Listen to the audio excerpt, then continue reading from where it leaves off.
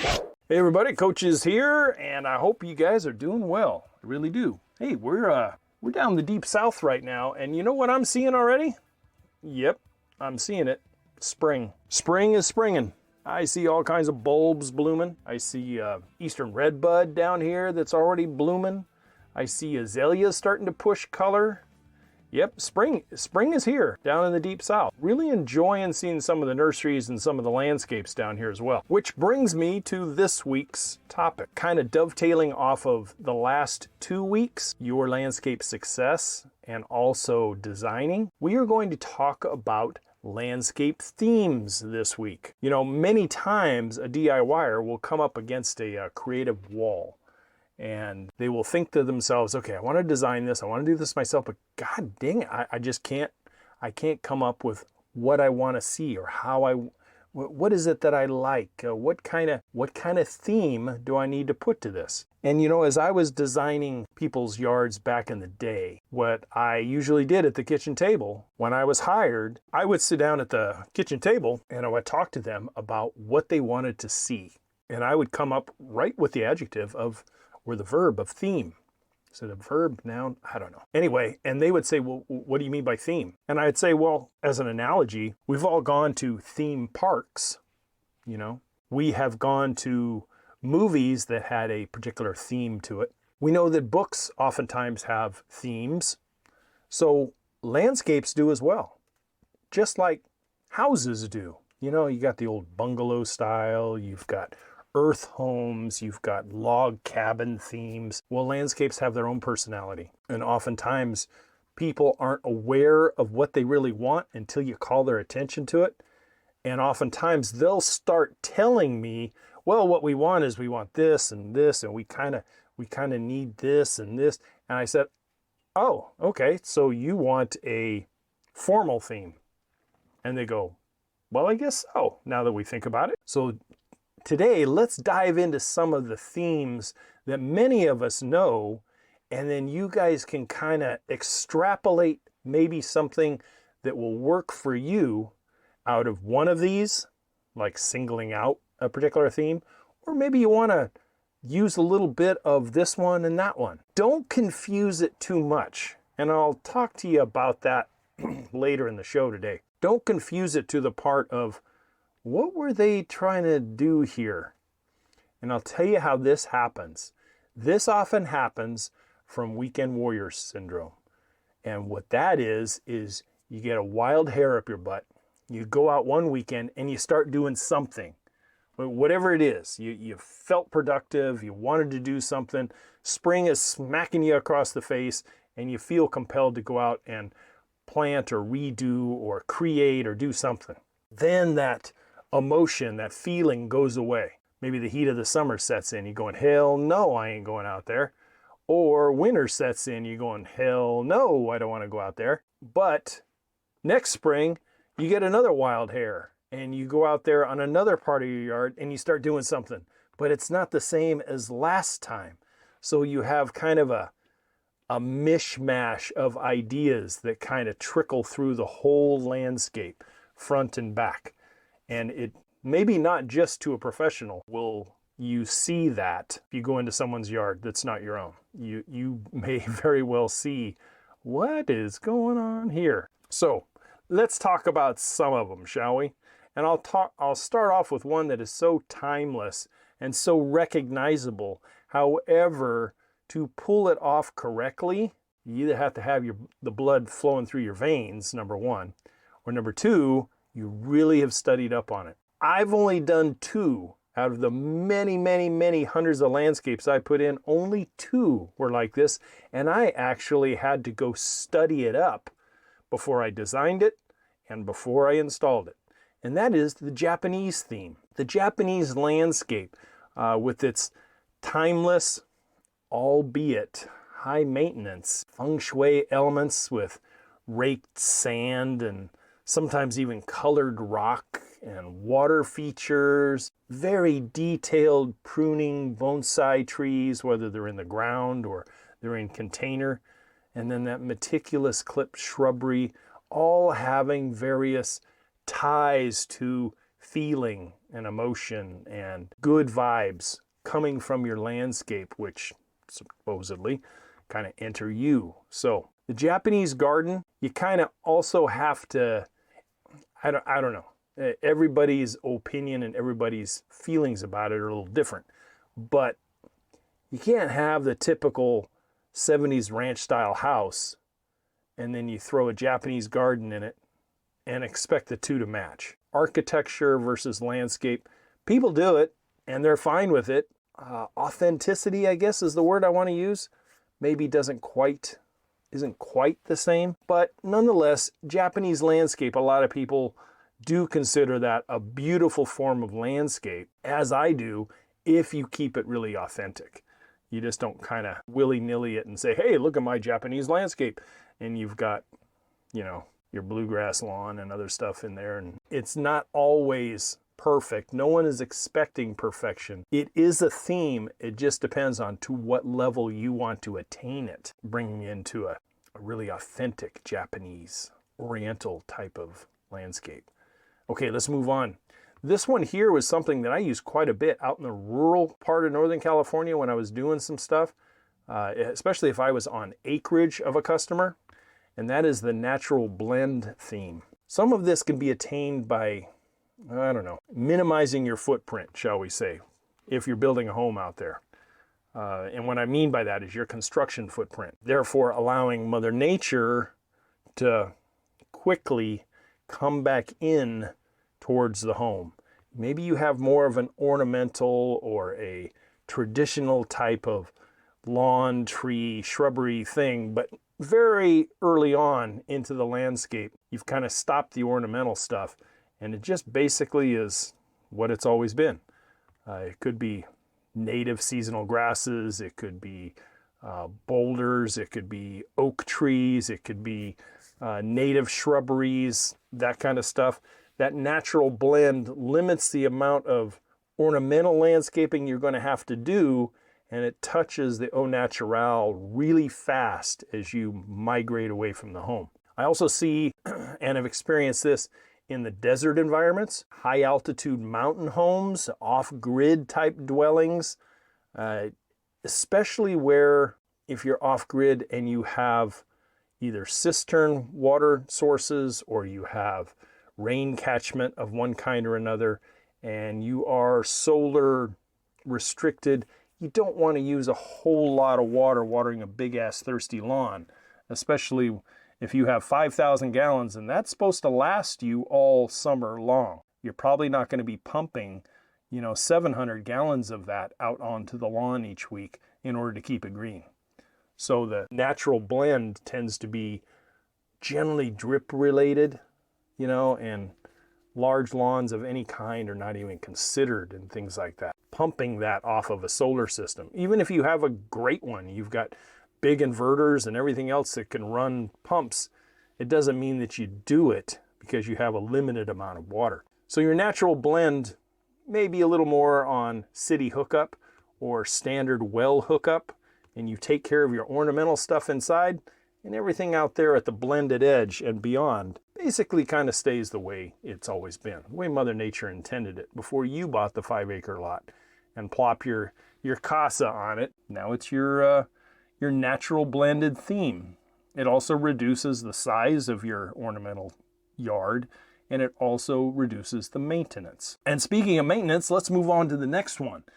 And it's one that I really, really like. I do, especially out west, and that is the lawnless theme. Some of the videos that I've done on this is some of the best performing videos of the channel and of other people's channels as well. In some parts of the drought-stricken West in the United States and other parts of the world, even though the Western U.S. has been smacked about by a lot of water this winter, it's still not out of that drought yet. But in approaching a makeover of a landscape or putting a new one in, this lawnless theme is very, very popular. In parts of California where I practiced, I had gone through a couple of droughts, and the state of California, it's got a lot of problems, but holy cow, at least the woo calls program, the one where you could actually get a rebate and part of your landscape paid for by the state if you introduced various plant material, lawnless plant material into your landscape off of the WU calls, capitals, all capitals, WUCOLS, off their plant list, and they would pay for part of that. It was really a good program. I had 3 on my resume when I got done, and they were very, very pleased. The last one that I did in Oakdale, California, probably had 20% of the landscape paid for on rebate. Now, I don't know if it's still going on. Maybe it is. Drop me a comment and let me know. But several municipalities during drought years hire, lay off, and then rehire people as water police. And they're given a car, and all they do every day is drive around looking for violators watering on the wrong day or during the wrong hours, and issuing them warnings on the front door. And if you have, I think, 2 or more, then you start getting fined into court over it. Very, very controversial. So in using very, very drought appropriate type of plant material, a wonderful combination of various ground covers, low maintenance, drought tolerant natives and other ornamentals, that combined well and synced with each other for water needs, you would have 1/10 of the water requirements compared to a normal lawn turf saturated type of landscape. Through the droughts of the western US, when I practiced, lawnless landscapes coupled with the last great recession that we went through was basically what kept my company afloat during the last recession. It really did. 80% of my business or more was thirsty lawn removal, capping of sprinkler systems, and converting over to drip irrigation and lawnless landscapes. And that was basically my niche. It filled the bill, and it filled it very nicely. Now, could people have bought a lot of water to throw onto their thirsty lawn for the amount of money they paid me? Yes, but most of the customers that I had were conscientious towards the bigger picture, and they wanted something not only to save them water starting now, but also 3, 5, 10, and beyond years, and trying to kind of take care of the environment a little bit. So lawnless landscapes are very, very in vogue. Now you get back east, and some parts of the Midwest and the deep South where lots and lots of rain, some of you guys don't even give a darn about water. It's there all the time. You don't have irrigation systems because Mother Nature is your irrigation system. But you still could do lawnless landscapes back there, if for no other reason than to reduce the amount of maintenance, either professional maintenance or doing it yourself maintenance. You kind of thin the herd down as far as what you're having to do, and you're certainly not having to mow the grass every Saturday. Okay, moving on. Here's where Maestro and I kind of blended a couple of these themes that you're hearing about today. The sustainable theme. This is one of my favorites, and one I really incorporated into our last house at Weed Patch Ranch. It was not 100% sustainable, more like 50%, something like that. I love a landscape that not only looks good, but has that capability based on what you planted to return to you some form of a harvest, some form of a sustainable food product that you don't have to run down to the store and buy during parts of the year. Not only that, but sustainable landscapes really make you look forward to certain parts of the year. I can remember I couldn't wait till the end of June through August for my peaches to come into vogue. Or mid-June to mid-July when the plum trees were going. Or the end of November when the olive orchard was coming in and ripening. It was always part of the year where you went, oh, you know what's coming. And that's what sustainable landscapes do to you. Depending on the depth you wish to delve into, can almost make you pass up the produce aisle in the grocery store. Almost permanently, depending on where you live. You know, if you greenhoused it up north, or you even greenhoused it some places, you know, in higher zones, you can do stuff year round. Just, you can. Not only that, but when you have sustainable stuff, you know darn well that the nutritional values of that food that you're harvesting, depending on how you cared for it, obviously, is no more chemical treatments of your produce like you get at the store.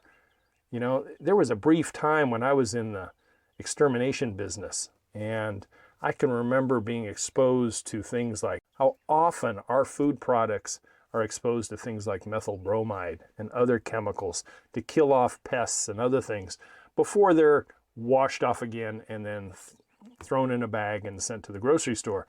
And you look at those beautiful oranges that came from Africa, like I bought the other day, and you're wondering, I wonder if those, yeah, they probably did, but what choice do I have? Not anymore. You know, if you love fresh cherries in May, June, or whenever they ripen for you where you're at, put a few of those things in. You don't need a lot. I mean, we had 3 cherry trees, and by the time they started bearing, we had more cherries than we knew what to do with. We had bags of cherries we were taking to work and giving away. So you don't need a whole lot. So just gauge it on what you could actually use and then conveniently share with family and friends. But sustainable gardening, when I have a yard again, I guarantee you it is going to be close to 80 or 90% sustainable stuff. It will be. I already know it's going to be. And you can also go and take that sustainable theme, dovetail it a little bit with the lawnless landscape, dovetail it with a container theme, and man, you've got literally a produce aisle right in your yard. There's some places, how should I say, HOAs and some uppity neighborhoods, you know, and gated communities, they have certain rules about what goes in the front yard. You know, they want to have percentage of grass and 2 trees at a minimum and blah, blah, blah. But in the backyard, you probably have a lot more free reign. But think about the sustainable landscape theme, where you have fruits and veggies that are there literally almost year round. And you can go into berries, blueberries and blackberries, fruit trees, raised beds for your vegetable gardens. A very, very reduced version of homesteading. It really is. And you can really enjoy. And the one thing about sustainable landscape, it can easily be incorporated into existing ornamental landscapes from the beginning or retrofitted, it doesn't matter. By reducing lawn sizes, instead of going out and getting privets to put in there, why not put in something like blueberries if it's suitable? Why not convert it to a raised bed area? Trellising vines for grapes and berries. Smaller yards, think smaller fruit trees. Think of dwarf and ultra dwarf fruit trees so they don't get so big that you can't care for them, or you need to go get a pruning or a harvesting ladder to harvest the stuff that is 12 feet off the ground. You can keep it much more like I did my peach orchard at about 6 to 7 or less. And that way you can take care of it very easily right from ground level. The one thing about sustainables I got to tell you about, it's not a maintenance-free landscape theme. If you want good production each year, you have to think about crop rotation.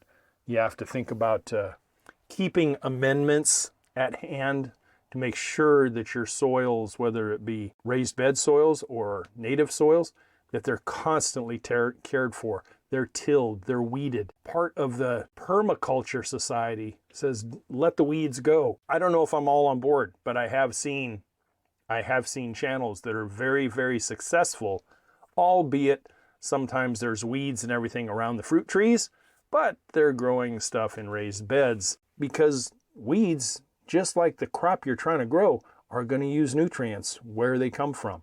So take care of your sustainable landscape. You can have your ornamentals, you can have your fruit-bearing, food-bearing plants, and you can blend that very, very nicely into a very good-looking landscape. Okay, let's move on to our next one. This one here is rooted in European history and brought to the U.S. way back in the 13 colonies days, and that is the formal landscape theme. This one here, you're not going to get too much more higher maintenance than the green meatball boxes and balls theme. Huge, expansive lawns and big green shrubs and hedges. We've all seen them, generally on huge older estates type of thing.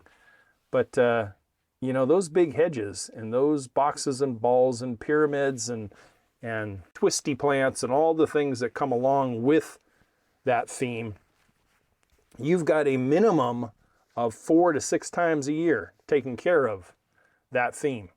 And even more if you have the big lawn. Most plant selections kind of revolve around the formal clippy plants that work really well when they get sheared a lot. The boxwoods, the privets, the taxus, some cedars and that kind of thing. But if it's what you like and you like that monochromatic green look everywhere, then go for it. Do it. They generally grow fairly easy. It's just that if you want to maintain it in a formal appearance, yeah, you got to have a good pair of clippers. And either hedge clippers or power clippers, whatever it might be, and keeping them very, very presentable. Nothing worse than a formal one that's let go. It will look sloppy as hell. I know a lot of the landscapes that I was exposed to when I was learning many decades ago was a formal type of theme. It was very, very acceptable to have that well-clipped, very high-maintained lawn and shrubbery. And then people would break up that monochromatic green by having frontal beds with bulbs and color and other stuff that really freshened it up and certainly added pleasure to the eye when you have your colors of both annuals and perennials mixed in. Okay, moving on. This one here, out of probably more just underneath the theme of all concrete, this one here has the least amount of maintenance, and that would be your rock theme. You will find no less maintenance than this theme. Doing absolutely nothing to your yard will require more attention than a neatly laid out rock landscape.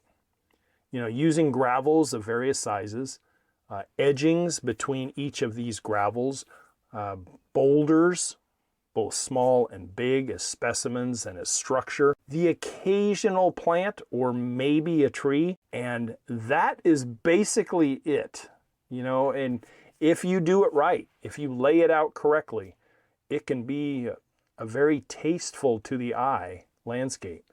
You can mix in colors, maybe in a container or so. 99% of the time, these things are not spray irrigated, they're drip irrigated. And think smaller plant material. Don't think things that are going to get large. Everything would be dwarf this and dwarf that. See it a lot down in the southwest of the USA. You have a lot of lawnless landscapes, and then you have a lot of landscapes that barely have anything to them. They have a couple of plants, maybe a swirl of rock and gravel, cactus or sedums out there. That is it. Call it good. And it's because of the extremes that those areas of the country are subjected to, and the cost of water and the amount of water available. So the rock theme, I have done a couple in Northern California. Not to my taste personally. I like the softer look, even though gravels eventually, especially if they're over fabric, will be very, very good weed retardation and also a very cooling to the root zone type of thing. Even though it's gravel, a couple inches down and then under fabric and into the ground, it's a great insulator, and it will not allow a lot of evaporation, just as if you threw a bunch of cedar mulch over the top of it. Mulch is mulch, and in this case, your whole yard is a gravel rock mulch. So your rock theme is for someone maybe who is professional. They want to tastefully get it done, have a few plants here and there, and do the gravel rock theme thing, and they're good because they're professionals out working 70, 80 hours a week, or they're traveling globally for their profession, or they're single and they've bought their first home, but they don't have time to take care of it because other things are happening all the time. They're traveling, they're getting a career off the ground, whatever it might be. So think about the rock theme if you really want to reduce. I can remember one particular job that I was doing in Manteca, California, and across the street was a rock theme yard. And the only reason I call my attention to it because we were always hearing their house alarm going off when I was working there. We were putting in a lawnless landscape, and they had a rock landscape. And it was, it could have been taken care of better. It was owned by a retired couple that was out on the road traveling for years and years, and they were only home probably about a month out of the year. But they did not have any professional people coming in and taking care of stuff. So if things blew in, things took root, it had to be maintained, and they didn't have anybody doing that. They would come home and do it themselves and put it back in good order, be there for 1, 2, or 3 months, and then they would be bouncing again. So it was very, very easy on them. Everything with these rock landscapes, like I said, is drip irrigation. There's no sprays involved at all. And as long as you don't have neighbors that have huge deciduous trees, their fall cleanup was basically a low flow blower, blow it into a corner somewhere, rake it up, throw it away, done till next year, period. All right, let's go on to our next one, and that's the water theme. I saw this one once. I don't know if it was intentional. I kind of think it was intentional, knowing the customers, and the customers were much, much older than I was. They were elderly, and they were very infirmed, and they could not get out like they used to take care of it. And I remember seeing pictures of their backyard when they and the yard were in their prime. Oh my God. It was very well thought out. And a water theme is where you have the ability to put more than one water feature in there, and you create various vignettes that go along with each water feature. And you have it laid out so that as you're moving from one vignette to another, you have a certain sound that is in your ear, it leaves your ear, and you come into another vignette that has a whole different sound of water, and maybe a little different layout in the vignette. Maybe it's a reading vignette with a very soft, sheer descent type of water feature.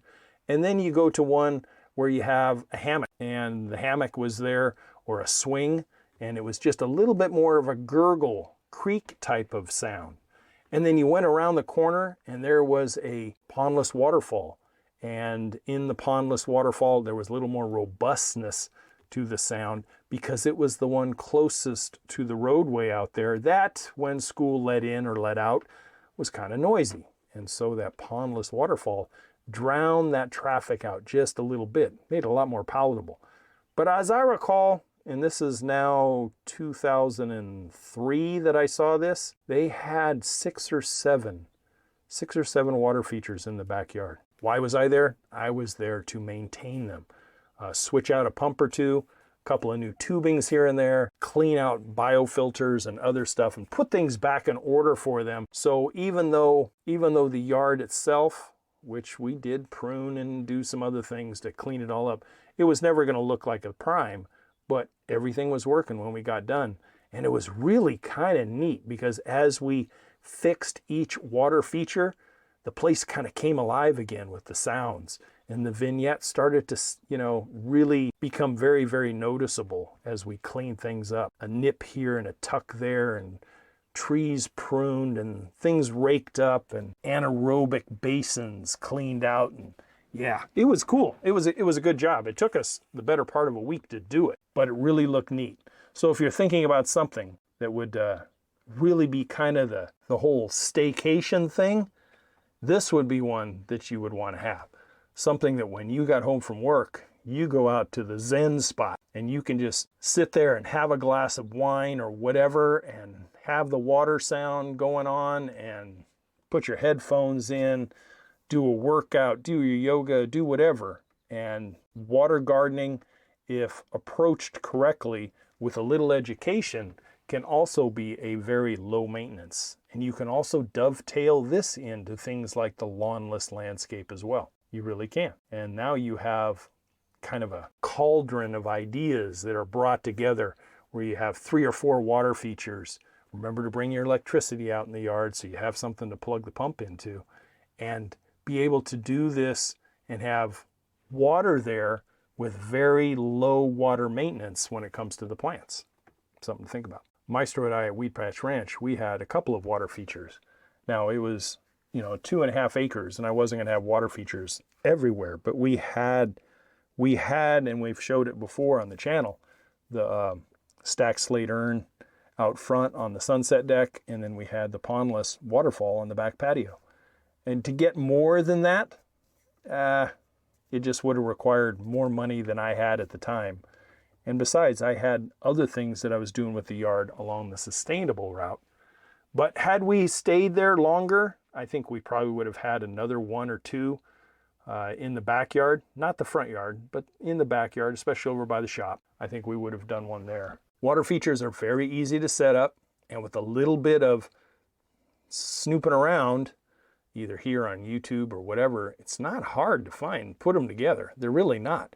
It's just a little bit of sweat equity. That's all it is. The water feature theme, as far as maintenance goes, kind of comes in the form of adding water occasionally, because it does either have a small splash factor or it has evaporation factor. If you're in a real warmer area where sunlight is abundant and you do this, if you don't keep micro amounts of control to the water, you can develop a string algae thing, which can be taken care of with not too much trouble, but it can be controlled with some biochemicals kept in there. Nothing that's going to hurt you or the dog or anything else, but it'll just eliminate it. There's also UV light controls you can build into the system so that algae doesn't grow, period. I think one thing about the water themes is it will attract wildlife. If you're looking to attract wildlife to your yard, you can have mammals and birds and reptiles and all kinds of things that come and find your water feature as a water source. And I've shared it before. I mean, we've had coyotes sleeping on the front lawns. We had lots of frogs and toads. We had birds plenty that would come and take baths in the stream on the pondless waterfall, and hummingbirds drinking out of the sunset deck water feature. And it was really kind of neat. It made it special beyond just the sounds and stuff. It was also providing for the local wildlife. Okay, the last one today is the sports theme. And if you think about it, lots of sports themes can be built into residential landscapes. And I'm going to go through this one just a little bit faster than the others because it's a very narrow audience that I'd be speaking with. But think about it. You can have the golf theme where you have artificial turfs and other things that are put in for chipping and putting greens.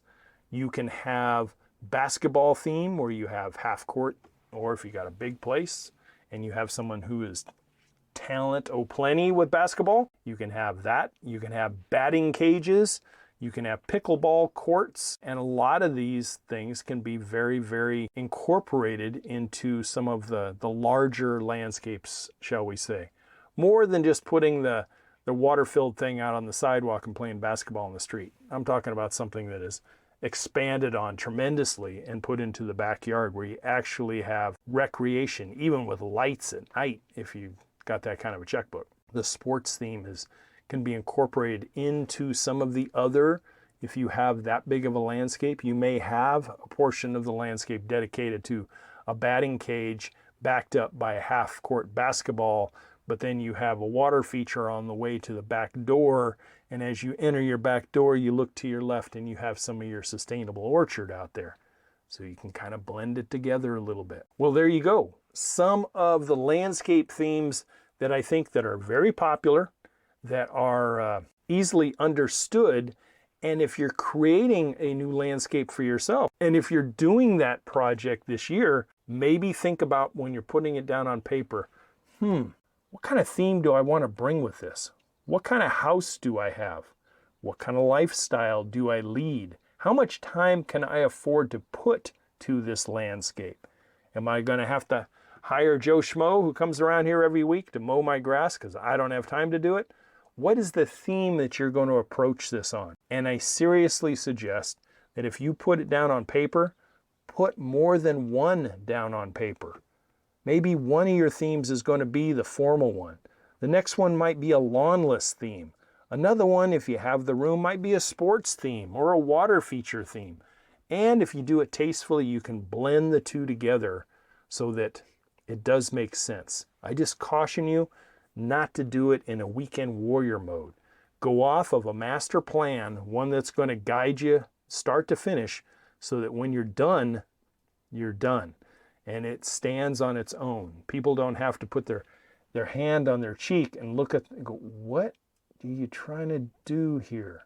That's the last thing you want from someone seeing all your work and sweat equity. Guys, that's what I have for you this week. I would really like to know what theme is in your yard. What do you call it? Do you call it weekend warrior, lay on the couch, watch the game, don't give a crap about the landscape theme?